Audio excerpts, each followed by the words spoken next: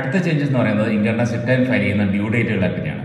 Salary ഉള്ളവർക്ക് ITR-1 അല്ല ITR-2 അവരുടെ ഡേറ്റ് ജൂലൈ 31 അതിൽ മാറ്റമില്ല. പക്ഷേ ഓഡിറ്റ് ഇല്ലാത്ത ബിസിനസ് ഉള്ള ആൾക്കാർക്ക്, ഓഡിറ്റ് ഇല്ലാത്ത എല്ലാവരുടെയും അതുപോലെ തന്നെ ട്രസ്റ്റുകളുടെ കേസുകളിലും നമ്മൾ റിട്ടേൺ ഫയൽ ഡ്യൂ ഡേറ്റ് എന്ന് പറഞ്ഞാൽ ഓഗസ്റ്റ് 31 മാറ്റി.